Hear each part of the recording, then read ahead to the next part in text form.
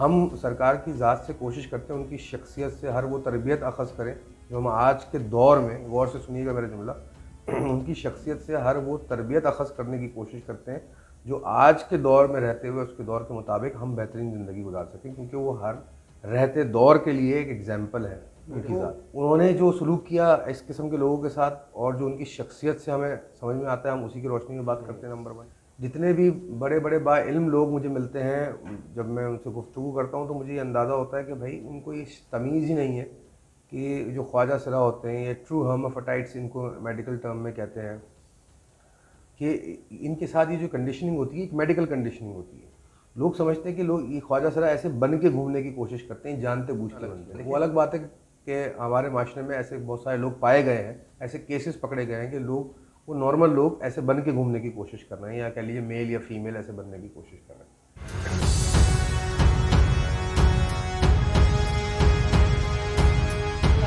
رحیم السلام علیکم ناظرین، میں باسط احمد خان آپ کو خوش آمدید کہتا ہوں ہمارے چینل سیکنگ ویلیڈی پہ۔ آئیے اپنے عنوان کی جانب بڑھتے ہیں اور اپنی گفتگو کا آغاز کرتے ہیں۔ السلام علیکم سر۔ وعلیکم السلام۔ کیسے ہیں آپ؟ اللہ کا کرم ہے۔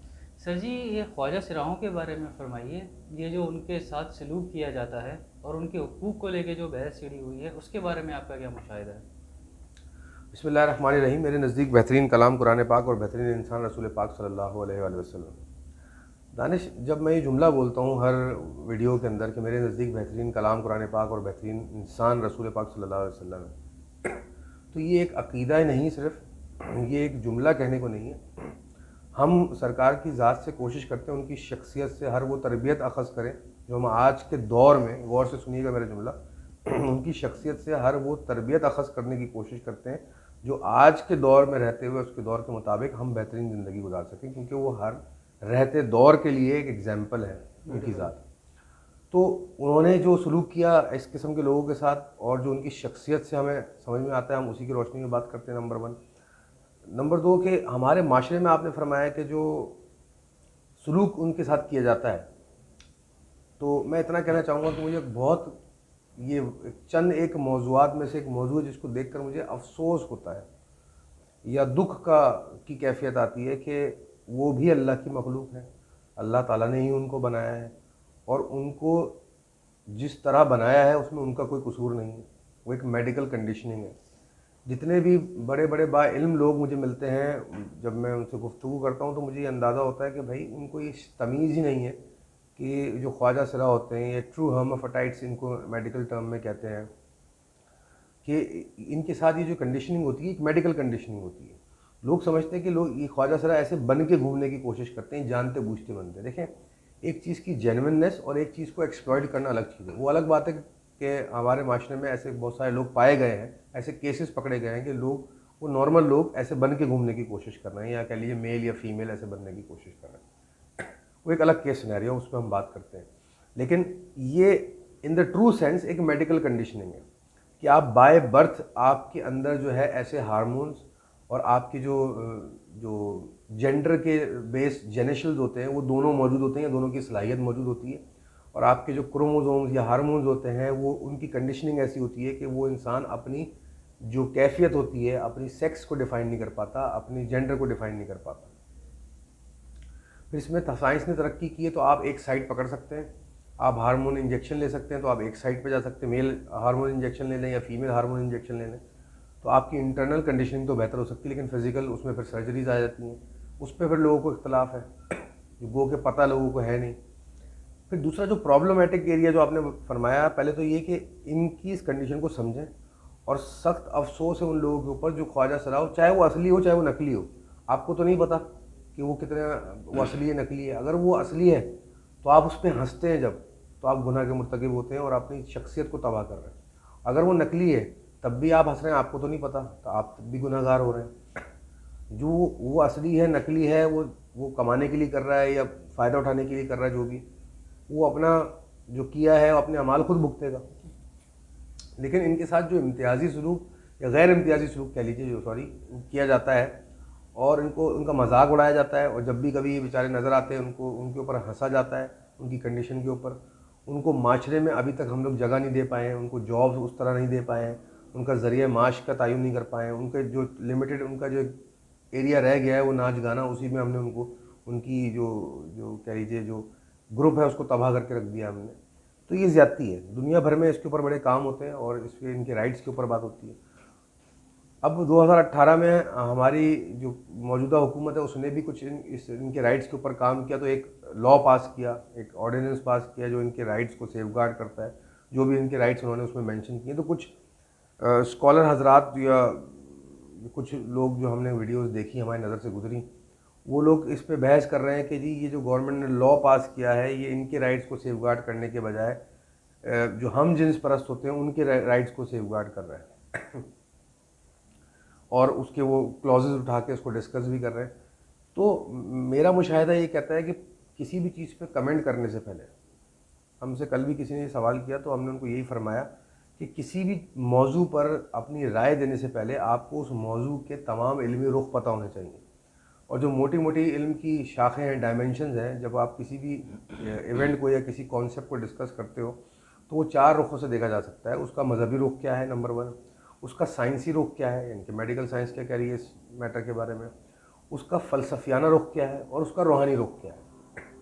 अब जो वीडियोज़ हमारी नज़र से गुजरी हैं वो लोग जो हैं वो लॉज को और ऑर्डिनेंस को उठाकर लॉजिकली इंटरप्रेट कर रहे हैं और उसके ऊपर बहस और लॉजिकल रीजनिंग देने की कोशिश कर रहे हैं। हम ये भी अर्ज़ करते चलें, कानून का एक और उसूल है पूरी दुनिया में कि कोई भी कानून, कोई लॉ अगर बनाया गया है तो लॉ का पहला पोस्टुलेट ये है कि इट नीड्स इंटरप्रिटेशन। उसको इंटरप्रेट करना पड़ता है तब वो लॉ एप्लीकेबल होता है। लॉ बज़ाहिर खुद कुछ नहीं करता।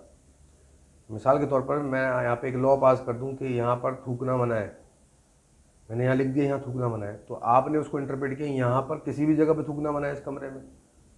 दूसरे साहब आए, उन्होंने इंटरप्रेट किया कि यहाँ से मुराद की जिस दीवार पे लिखा है उस दीवार को यहाँ कहा जा रहा है।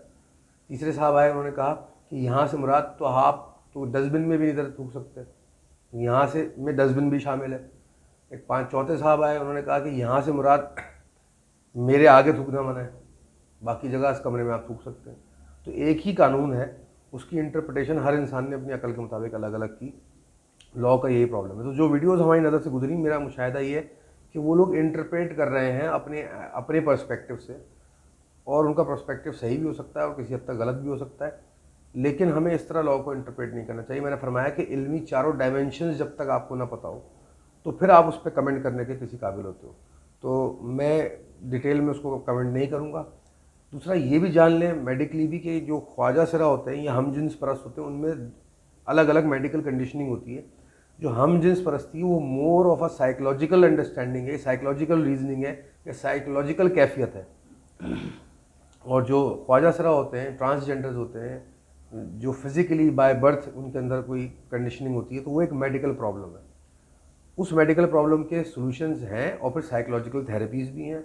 और जो मेडिकली या फिज़िकली वन साइडेड लोग होते हैं, यानी कि मेल या फीमेल होते हैं, और वो सेम जिन्स के अंदर या सेम सेक्स के अंदर इंटरेस्ट लेना शुरू करते हैं, ये एक साइकोलॉजिकल कंडीशनिंग होती है। इसको एक साइकोलॉजिकल बीमारी भी कहा जा सकता है अगर हम बहुत यूनिवर्सल गुफ्तगू करें।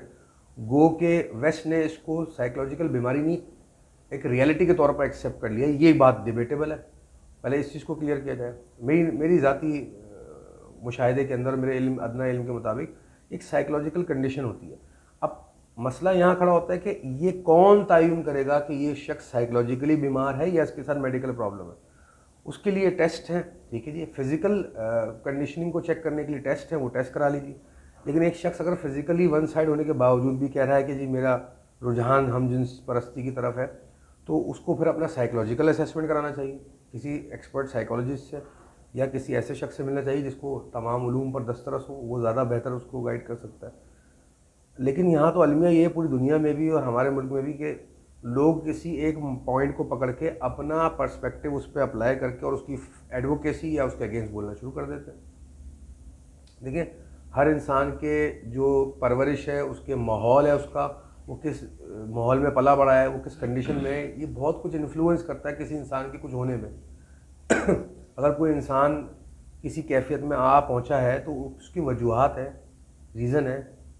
मतलब आप किसी इंसान को सिर्फ ये कह के ब्लेम नहीं कर सकते कि इसी की गलती है। बेशक इंसान की ही गलती होती है, लेकिन उसमें बहुत सारे दूसरे फैक्टर्स भी इन्फ्लुएंस करते हैं। माशरा इन्फ्लुएंस करता है, उसकी तरबियत इन्फ्लुएंस करती है, उसके साथ जो मामलात हुए हैं, कोई ज़्यादती हुई है, اس میں جو بابائے سائیکالوجی سیگمنٹ فرائڈ وغیرہ، کارل جنگ، ان کا کام بھی بڑا قابل ذکر ہے. اور پھر ہمارا جو مذہبی رخ ہے کہ کاؤنسلنگ کرنا اور شعور کو سمجھنا اور روحانی تربیت کرنا، ایموشنل فلفلمنٹ کو ہمارا ریلیجن بہت ایڈریس کرتا ہے. اور اس میں نبی پاک صلی اللہ علیہ وسلم کی جو ذات سے ہم نے جو تربیت لی وہ یہی کہ کوئی بھی سچویشن ہو، کوئی بھی انسان کسی بھی کیفیت میں ہو، کسی بھی پرابلم میں ہو، پہلے اس کی بات سنیے، سمجھیے، کسی ایکسپرٹ کی رائے لینی ہو تو وہ لیجیے اور پھر کسی نتیجے پر پہنچیے. تو بہرحال کوئی بھی ایسا گفتگو یا عمل کرنا میری ذاتی رائے کے اندر، جیسے ہم ویڈیو بھی بنا رہے ہیں، جس سے شر پھیلے اور شر پھیلنے کا اندیشہ ہو، ہمیں اس سے اجتناب کرنا چاہیے. جتنے بھی لوگوں کی ویڈیوز ہم نے دیکھی ان سے بھی ہماری گزارش ہے کہ ایسا سٹینڈ یا ایسی انٹرپریٹیشن یا ایسے سخت الفاظ یا ایسی کوششیں نہ کریں کہ آپ کو لگتا ہے کہ آپ سوسائٹی کا ایک رخ کو تو بچانے جا رہے ہیں، اس سے باقی کے دوسرے رخوں کے اوپر تضاد اور انتشار پھیل رہا ہے. تو یہ سوسائٹی میں بگاڑ ہی فردر پیدا ہوا، سدھار پیدا نہیں ہوا.